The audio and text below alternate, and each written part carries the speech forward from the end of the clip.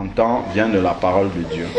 La foi vient de ce qu'on entend, et ce qu'on entend vient de la parole de Dieu. Donc seule la parole de Dieu peut produire la foi. Toute autre chose qu'on va écouter qui n'est pas la parole de Dieu va produire le contraire de la foi, c'est-à-dire le doute. Amen. Très bien. Si on écoute autre chose que la parole de Dieu, ça va produire le contraire de la foi, c'est-à-dire le doute. Donc, ce sur quoi justement nous devons tous nous appuyer, c'est la parole de Dieu. Donc, ce qu'il faut savoir, c'est que lorsque Dieu vient opérer un miracle dans une vie, même dans notre vie de chaque jour, il y a effectivement l'autre qui va essayer de produire le travail contraire. Ça, c'est sûr et certain que l'autre va essayer de produire le travail contraire. Donc, tout ce que Dieu a fait dans ta vie, il a travaillé jusqu'à un certain point. L'autre va commencer à travailler dans le sens inverse pour annuler tout ça. Donc, pour arriver à ce travail, nous savons que Jésus a travaillé par la foi. Tout ce que Jésus fait, c'est la foi qui conduit tout ça. Donc, l'autre, lui, va travailler dans le sens inverse avec le doute. Sur chaque chose que Jésus a déjà accomplie dans ta vie, il va essayer de poser le doute là-dessus. Et nous savons que lorsque justement il vient avec le doute, nous allons prendre d'abord pour commencer Matthieu 4. Bon, on peut prendre Luc aussi. Attendez, je vais vous donner ça. Luc 3. Luc 3, ce sont les mêmes versets.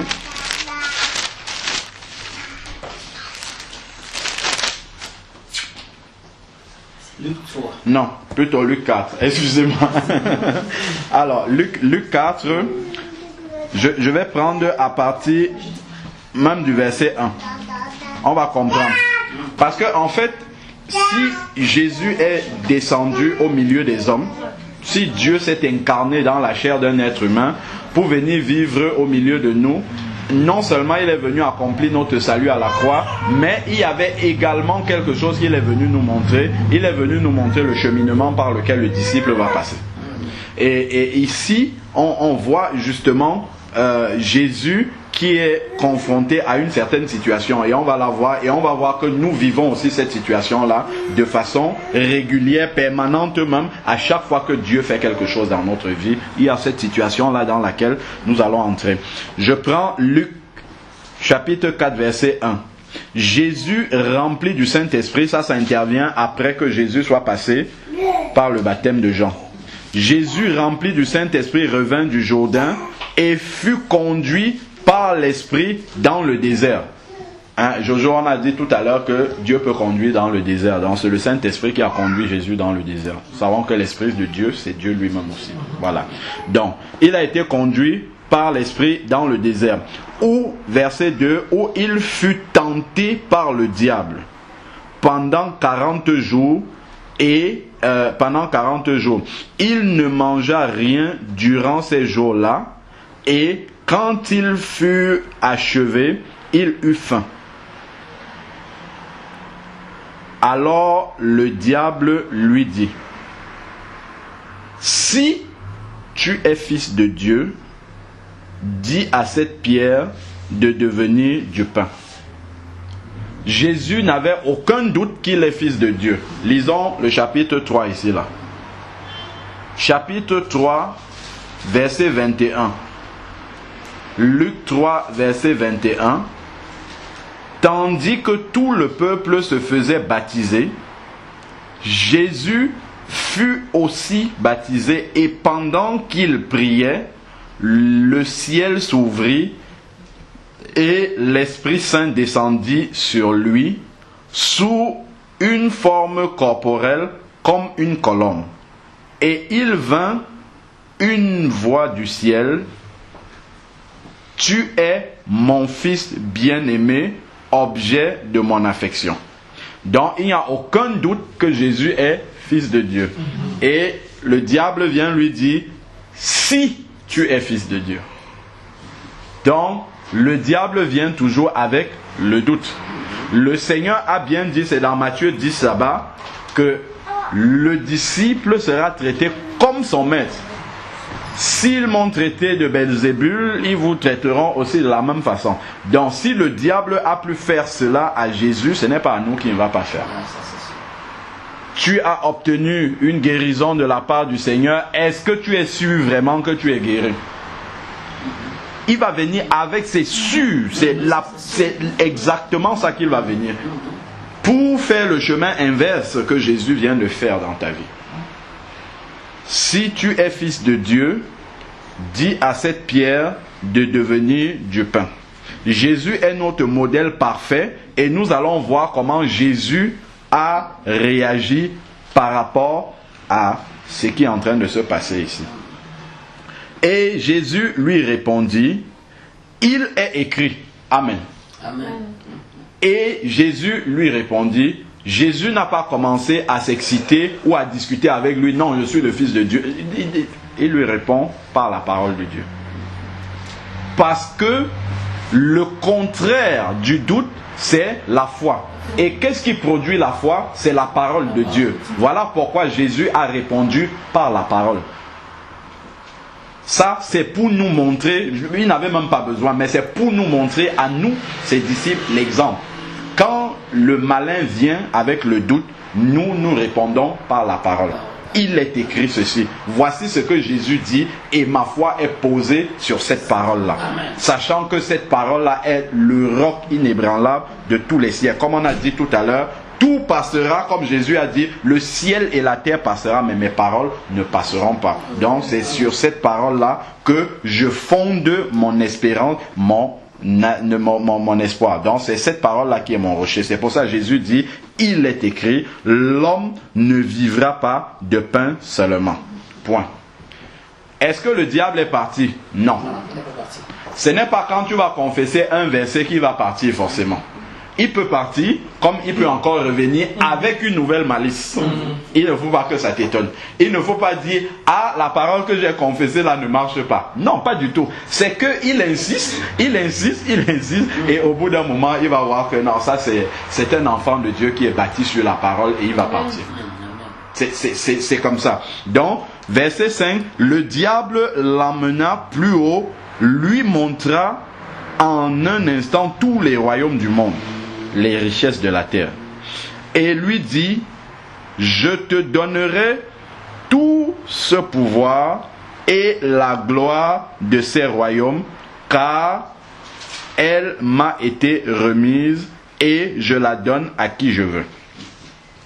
Amen. Amen.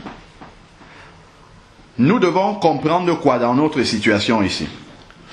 Le diable emmène le Seigneur plus haut et lui montre en un instant les royaumes du monde. Je vais juste faire une toute petite parenthèse ici que je vais rapidement fermer. Le diable peut transporter les gens quelque part. Si il a transporté le Seigneur, ce n'est pas nous qui ne peut pas transporter.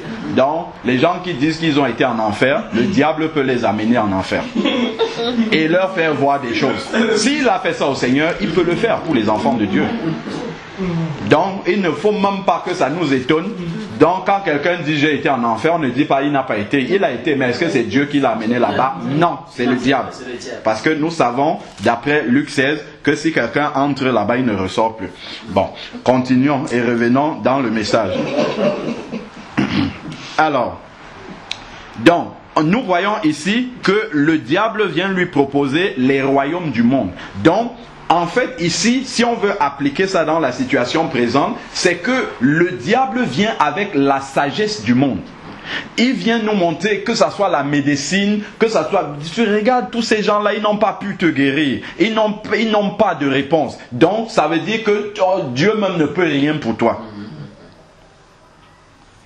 Il vient avec l'intelligence des hommes, avec ce qui concerne la sagesse de ce monde-ci. Je te donnerai tout ça. Ainsi de suite. Donc le diable veut que nous nous appuyions, que nous regardons autour de nous. Ah oui, finalement, c'est comme ça.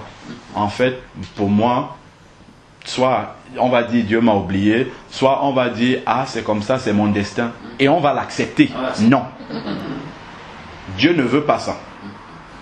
Parce que Dieu n'a pas dit son dernier mot. Si Dieu lui-même ne t'a pas dit je te veux dans cette condition-là, et je sais que Dieu ne peut pas vouloir ça parce que c'est contraire à sa parole, je dis, Satan, depuis le commencement, tu es un menteur. Donc ce que tu dis, je ne m'appuie pas dessus, je m'appuie sur ce que Dieu lui, il m'a dit.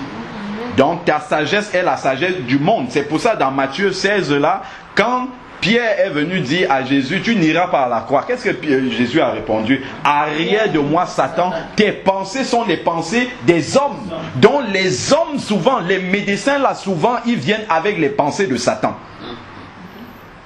Souvent, ils peuvent être conduits par Dieu, avec la sagesse de Dieu pour guérir, mais souvent, ils peuvent venir avec les pensées de Satan pour détruire également. Donc, à nous, les enfants de Dieu, de discerner. Quand ils viennent nous mettre une condamnation comme ça sur notre vie, il faut qu'on sache que seul Dieu a le dernier mot.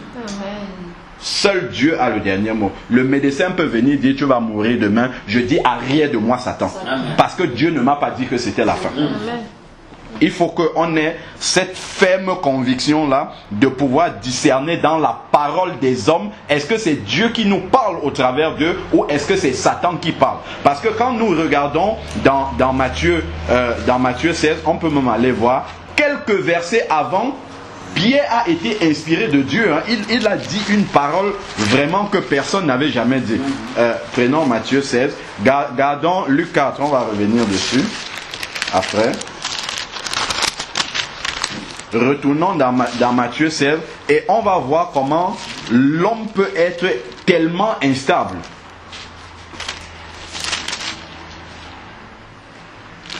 Matthieu 16, on peut prendre à partir du verset 13 pour comprendre le contexte. Jésus arrivé sur le territoire de Césarée, Matthieu 16, verset 13. Philippe posa cette question à Césarée de Philippe, autant pour moi. Voilà, Jésus arrivé sur le territoire de Césarée de Philippe posa, c'est Jésus qui pose la question, posa cette question à ses disciples. Au dire des gens, qui suis-je? Moi, le Fils de l'homme. Donc lui-même, il reconnaît, il est le Fils de Dieu ici. Là. Il dit, bon, bref. Alors, verset 14, il répondit, les uns disent que tu es Jean-Baptiste, d'autres Élie, d'autres Jérémie, ou l'un des prophètes. Donc ça nous montre que depuis le temps, les gens ne comprenaient déjà pas qui est Jésus. Aujourd'hui aussi, il y en a beaucoup encore qui ne comprennent pas qui il est.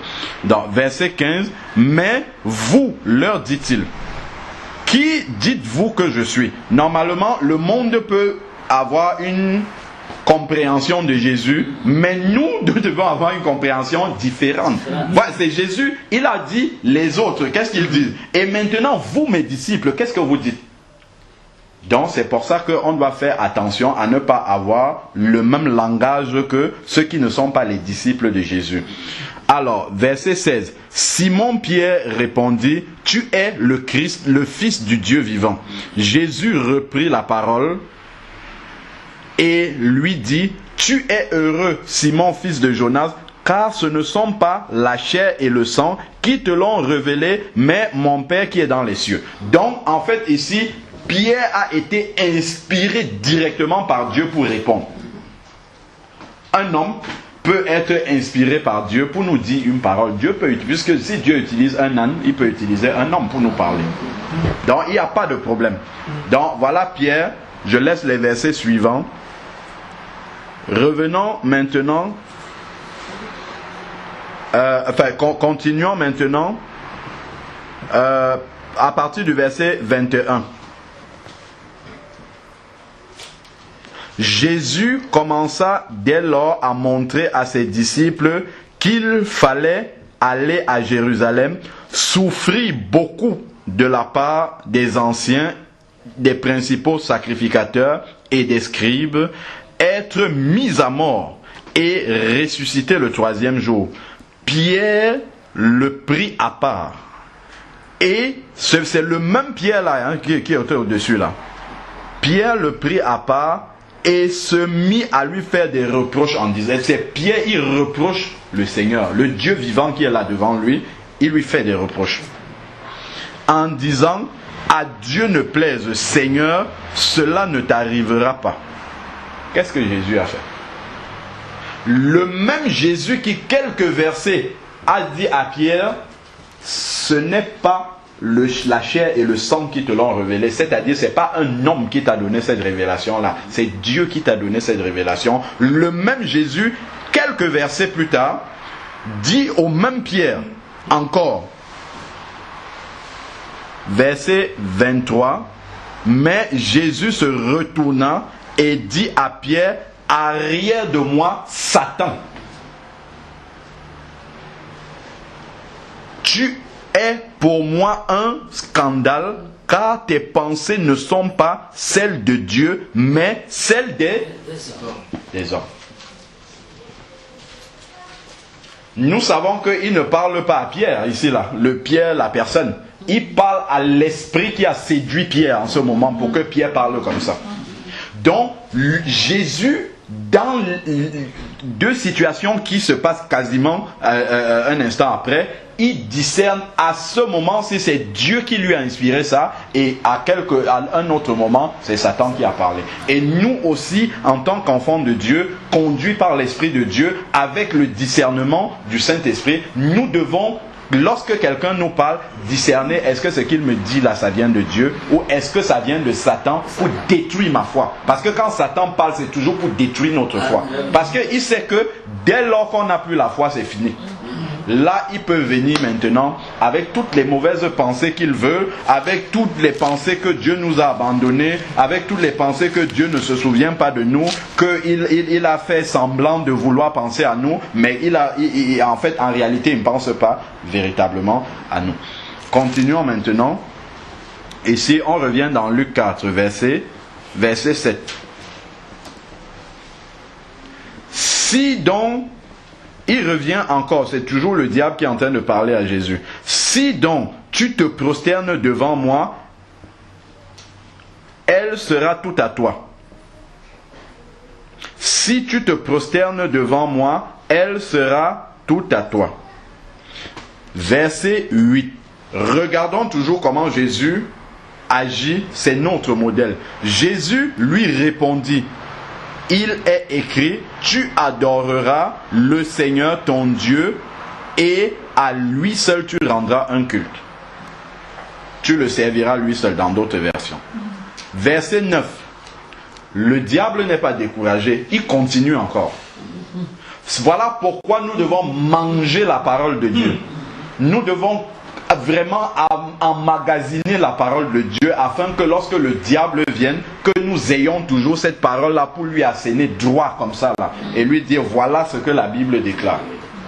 Ta parole est une parole de mensonge, mais la parole de Jésus est la vérité parce qu'il a dit je suis le chemin, la vérité et la vie. Jean 14 verset 6. La parole de Jésus est la vérité. Alors, verset 9, le diable le conduisit, voilà encore le diable qui transporte. Le diable le conduisit encore à Jérusalem, le plaça sur le haut du temple et lui dit, si il revient encore avec le doute. Ça, c'est toujours le plan du diable. Il ne change jamais. Il vient, c'est avec le doute. Et après, on va comprendre comment est-ce que ça se manifeste. Si tu es le Fils de Dieu, jette-toi d'ici, car il est écrit. Vous voyez, même le diable dit il est écrit.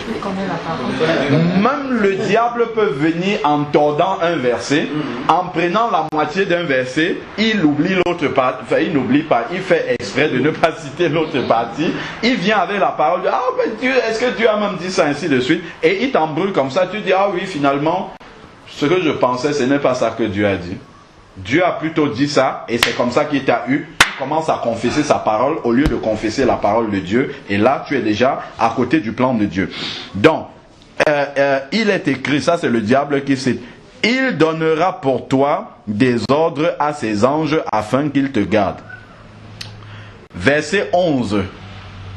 Il cite même beaucoup la parole. Il te portera sur les mains de peur que ton pied ne heurte une pierre. Waouh! Il vient citer la parole. On voit toute la malice quand même ici. C'est pas pour rien que la Bible appelle le diable malin. Parce que dans ce qu'il dit, il n'y a rien de brusque. Hein. Il essaye d'envelopper ça comme s'il vient vraiment montrer à Jésus que Jésus est grand, que Dieu est grand, tout ça, que Dieu... Il dit voilà, invoque Dieu, il va venir, il va te protéger. La parole de Dieu dit même ça, et ainsi de suite. Mais Jésus ne s'est pas laissé embobiner là-dedans. Jésus lui répondit, il est dit, tu ne tenteras pas le Seigneur ton Dieu. Après avoir achevé de le tenter, le diable s'éloigna de lui jusqu'à une autre occasion. C'est très important de souligner, oui, dans d'autres versions il y a favorable. C'est important de souligner jusqu'à une autre occasion. Le diable, tant qu'il n'est pas lié, comme nous dit Apocalypse 20, là, c'est après la grande tribulation, tout ça, l'église enlevée, qu'il sera lié et qu'il ne sera plus en action. Mais tant que le diable est encore déchaîné, il attend toujours les occasions. Dans la version de la sœur, c'est favorable. C'est-à-dire... jusqu'à un moment favorable. Voilà. Lorsque tu seras dans une disposition de faiblesse d'esprit, dans une disposition de faiblesse par rapport à la parole de Dieu, quand il sentira, il verra dans ta manière d'agir, parce qu'il ne peut pas lire dans ton cœur. Quand il verra dans ta manière d'agir que ta foi est en train de diminuer, par rapport aux actions que tu es en train de commettre, il verra que tu n'as plus beaucoup de foi, que tu es fragile. Il dit la moitié des choses aussi, parce que c'est dans le psaume 91. Oui. Il marquera, Oui. tu marcheras sur le dieu, sur la script, et ça, il se garde de le dire. Amen, amen, amen. Donc, effectivement, jusqu'à la prochaine occasion favorable, ça veut dire que le diable est là, il regarde. Une fois que tu lui as asséné toutes ces paroles-là, c'est bon, il se retire. Tu es un enfant de Dieu, tu as l'autorité d'après le verset que tu as cité. Tu as l'autorité sur lui, il est obligé de se retirer. Il se retire, mais il ne va pas aller bien loin, ça c'est la première chose. Il va rôder toujours et il attend la prochaine occasion et donc il t'observe. Dès qu'il a la prochaine occasion, il va venir. Je crois que c'est dans Jacques 4 au verset 7. On va lire ça rapidement.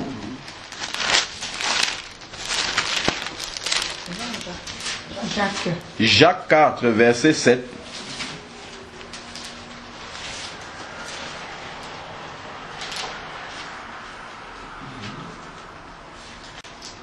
Il dit, soumettez-vous donc à Dieu, résistez au diable et il s'enfuira loin de vous. Donc nous devons résister au diable.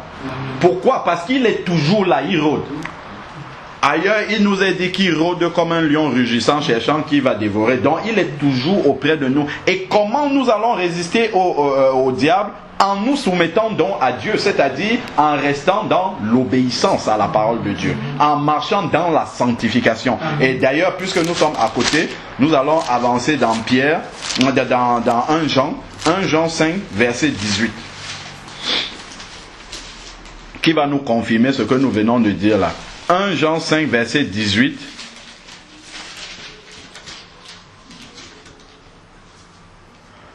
Nous savons que quiconque est né de Dieu ne pratique pas le péché.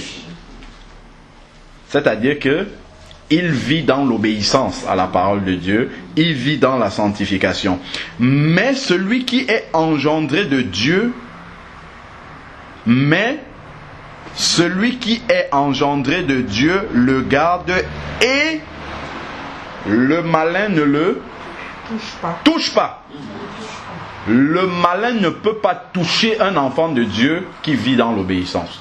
Moi, dans ma version, c'est au contraire. Celui qui est né de Dieu se garde lui-même. Oui. Voilà. Donc, celui qui est né, engendré de Dieu, donc se garde lui-même. C'est mieux traduit que chez moi. Donc, comment est-ce qu'il se garde lui-même? C'est en obéissant à la parole de Dieu. C'est en ne pratiquant pas le péché. Donc, ça, en ne pratiquant pas, parce que c'est le péché qui nous met en communion avec l'ennemi, hein, avec le malin. Parce que quand nous pratiquons le péché, nous pratiquons ses œuvres, en fait. Et donc, il peut retrouver des choses qui lui appartiennent dans notre vie. Et donc, il vient nous récupérer ces choses-là. Mais si nous vivons dans l'obéissance, la sanctification, nous lui fermons les portes. Et lorsqu'il arrive, justement, il ne peut pas nous toucher. Il n'a pas le droit de pouvoir toucher un enfant de Dieu. Et ça, ces versets-là, nous devons les confesser. Nous devons les confesser, ces versets-là. Donc, nous avons vu que le malin attend une autre occasion favorable. Allons maintenant dans Colossiens 2. Déjà même, avant Colossiens 2, prenons Romains 12, verset 2.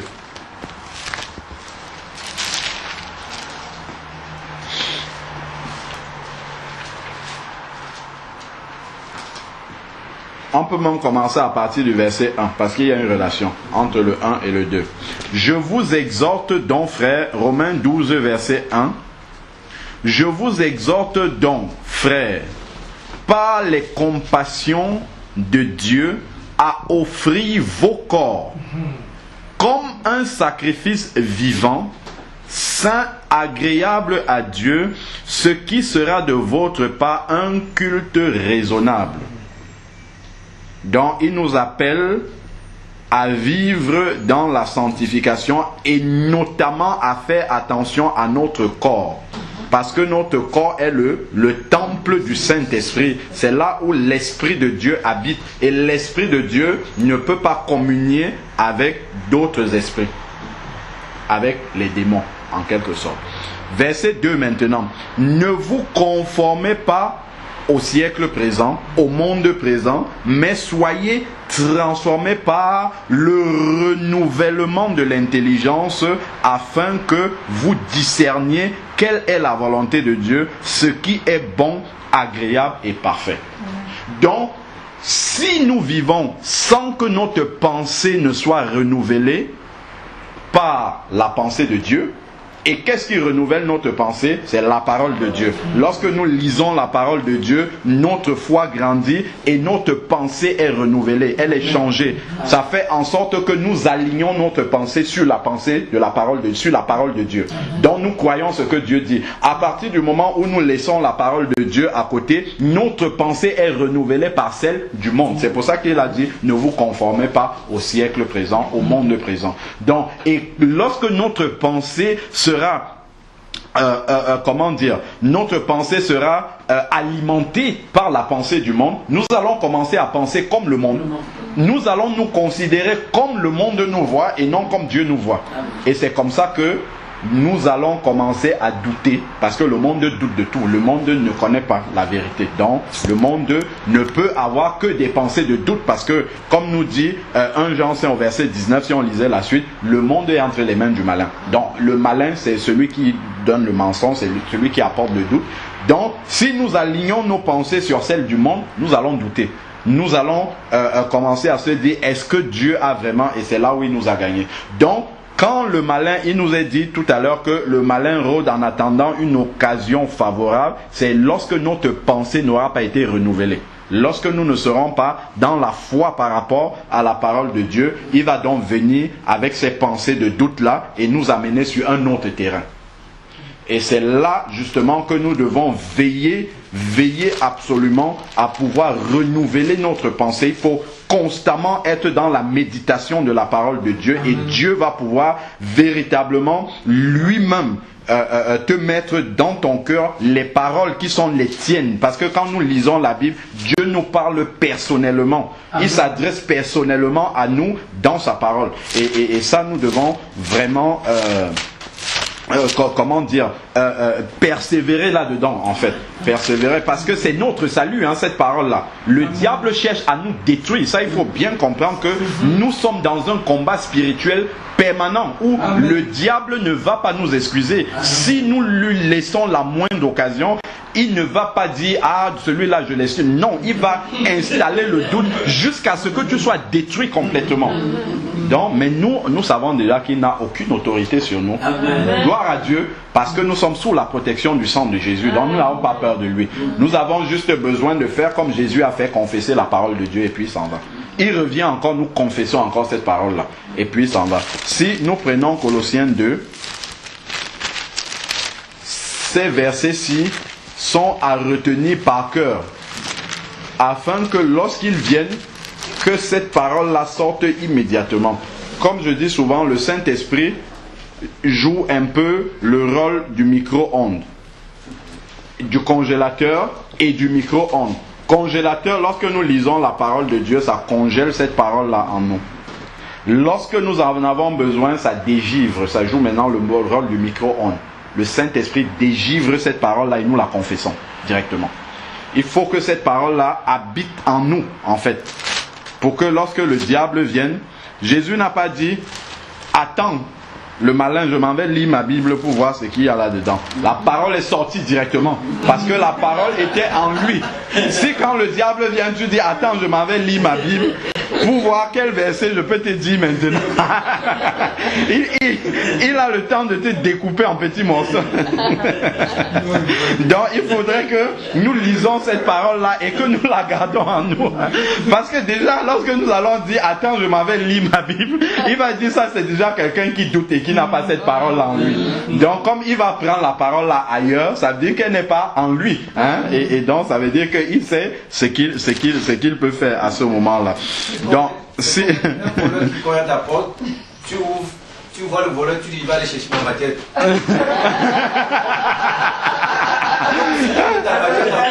Si tu as ta machette en main, tu réagis directement. Tu lui dis non, attends à la porte, je m'en vais chercher ma machette. Et lui va t'attendre? Non. Parce que quand lui vient cogner à ta porte, il est déjà prêt. Il est déjà prêt. Donc si toi, oui, si toi tu es en retard, ah ben c'est bon, c'est laid. Voilà, dans ça, cette anecdote-là nous rappelle que nous devons toujours être prêts. En fait, nous devons toujours être prêts parce que le diable rôde autour de nous et ce qui nous donne justement ces armes-là pour être prêts, c'est la parole de Dieu et notre vie dans la sanctification. Amen. Donc si nous prenons Colossiens 2, verset 13.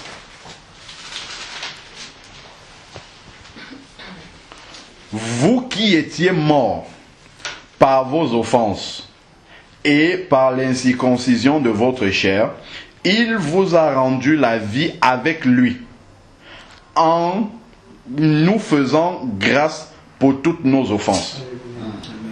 Donc la vie passée est passée. Amen. La vie avant Christ est enterrée et maintenant finie. Comme dit 2 Corinthiens 5,17, si quelqu'un est en Christ, il est une nouvelle créature. Les choses anciennes sont passées et voilà, toutes choses sont devenues nouvelles. Parce que ça, c'est encore une autre arme du diable pour maintenir les chrétiens dans la captivité en continuant à nous accuser par rapport à notre passé. Nous devons lui dire, celui dont tu parles, il est mort, il est enterré et je sais même où est sa tombe.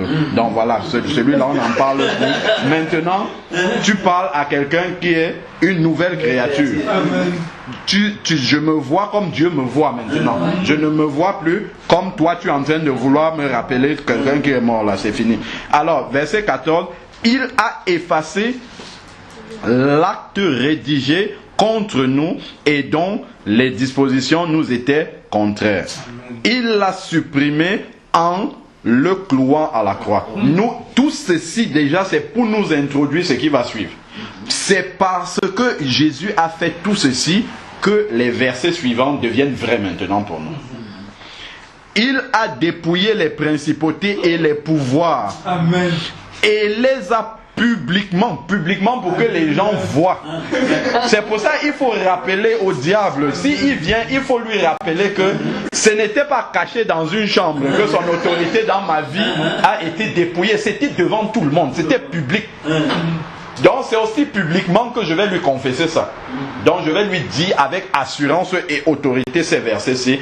Il a dépouillé les principautés et les pouvoirs et les a publiquement livrés en spectacle en triomphant d'elle à la croix. Amen. Amen.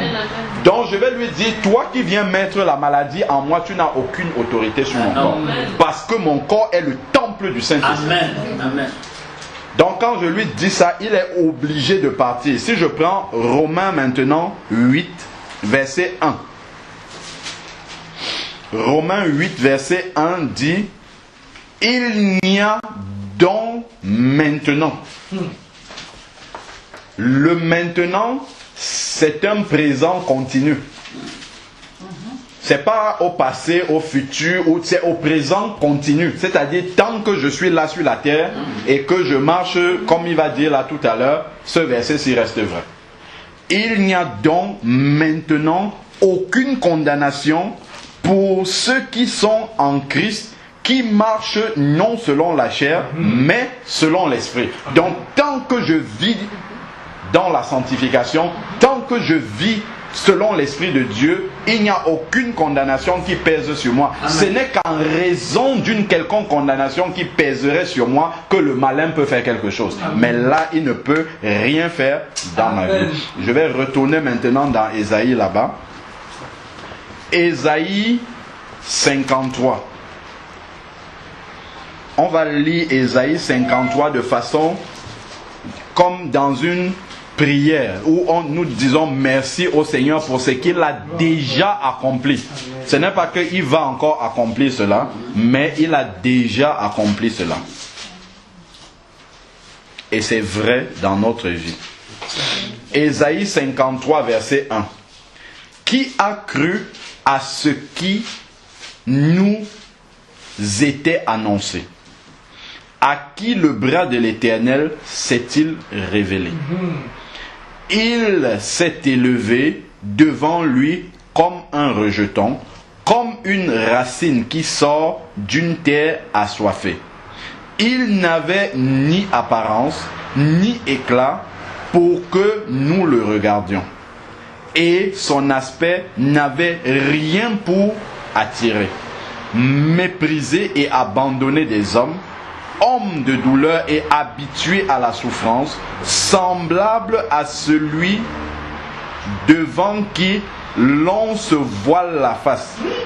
Il était méprisé. Nous ne l'avons pas considéré. Certes, ce sont nos offenses qu'il a portées. Regardons tout le chemin de souffrance par lequel le Seigneur est passé. Et ici, il nous est dit pourquoi il a accepté de passer par ce chemin douloureux pour porter nos offenses. Verset 4. C'est de nos douleurs dont il s'est chargé. Les douleurs spirituelles liées à la domination du malin dans notre vie, il les a portées déjà. Les douleurs physiques liées à la souffrance physique qui peut être attachée à une maladie quelconque, il les a portées déjà, c'est écrit ici. C'est de nos douleurs qu'il s'est chargé. C'est au passé, c'était passé déjà. Et nous l'avons considéré comme atteint d'une plaie, comme frappé par Dieu et humilié, mais il était transpercé à cause de nos crimes, écrasé à cause de nos fautes. Le châtiment qui nous donne la souffrance, non, la paix. Le châtiment qui nous donne la paix est tombé sur lui. Amen. Amen. Il a déjà payé pour que nous ayons la paix. Voilà pourquoi il va dire dans Jean 14 au verset 27, je vais le lire, Jean 14 verset 27, et puis on va continuer à lire Ésaïe là-bas.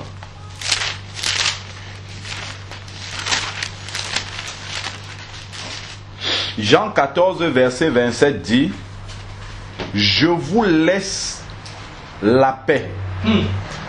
Je vous donne ma paix. Il a d'abord dit la paix et ensuite il a dit ma paix. Ça veut dire que sa paix n'est pas comme une autre paix. Amen.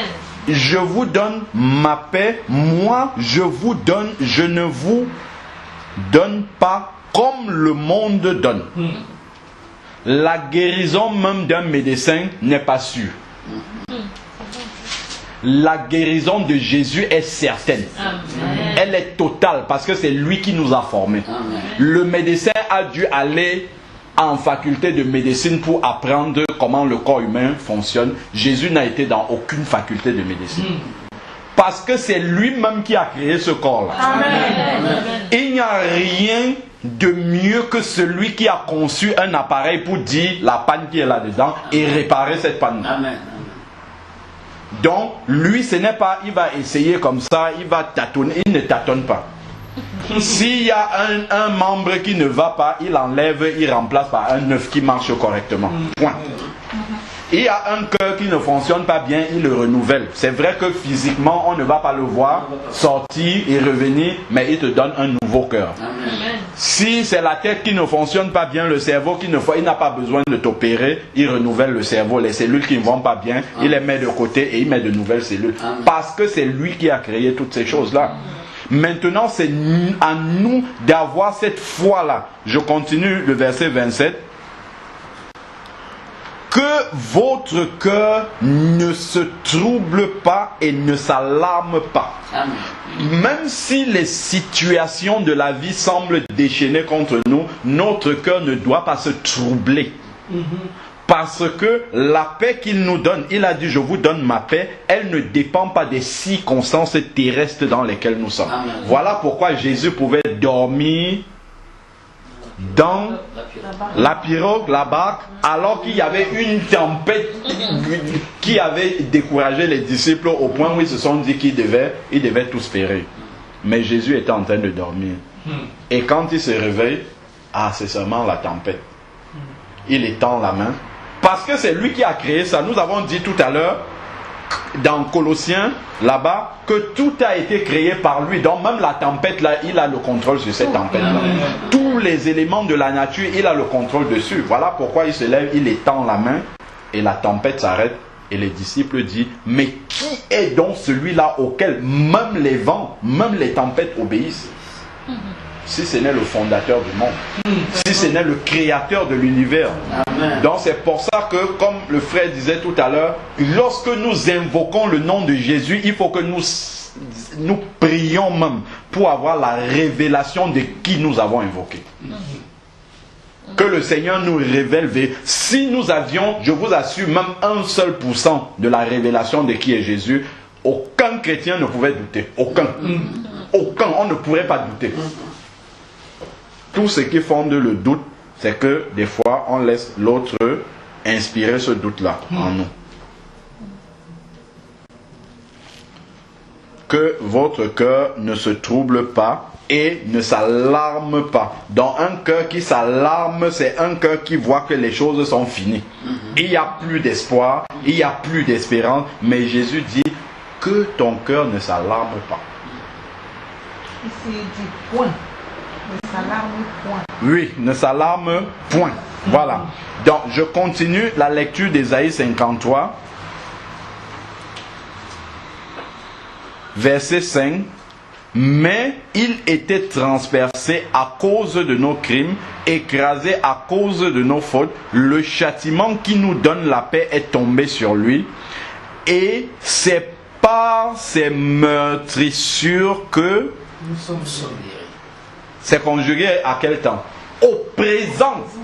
Il est mort il y a 2000 ans, mais aujourd'hui c'est présent. Donc quand je prie pour la guérison, je mets le verset comme ça devant moi. Je dis par tes meurtrissures, Seigneur, ta parole qui est la vérité, qui ne change pas d'éternité en éternité, qui est la même.